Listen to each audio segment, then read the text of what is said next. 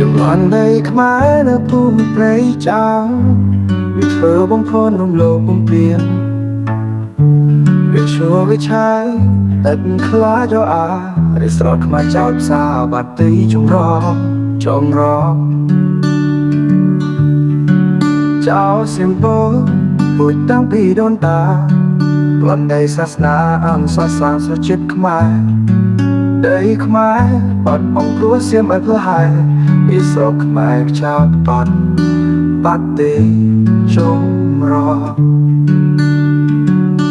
សូមដូនតាខ្មែរជួយកូនចៅផងឲ្យនឹងបងបងវិញ្ញាណសាបសូន្យរ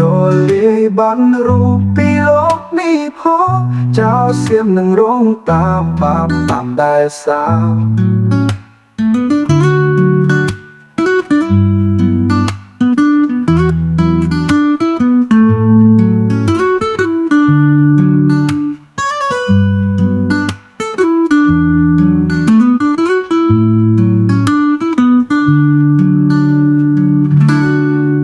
ចោះសៀមបូ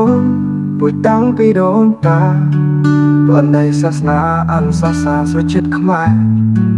ដីខ្មែរបាត់បង់ព្រោះសៀមឥតលហែពីស្រុកខ្មែរចោលបាត់ទីចម្រោ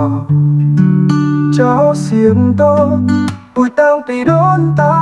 ប្លន់នៃសាសនាអង្គសាសនាសុចិត្តខ្មែរដីខ្មែរបាត់បង់ព្រោះសៀមឥតលហែពីស្រុកខ្មែរចោលបាត់ទីចម្រោសូមដូនតាខ្មែរជួយកូនចៅផងឲ្យនាងបងបងវិញ្ញាណសាបសូន្យរលាយបានរូបពីលោកនេះផងចៅសៀមនឹងរងតាមបំតែសាចៅផងដែរ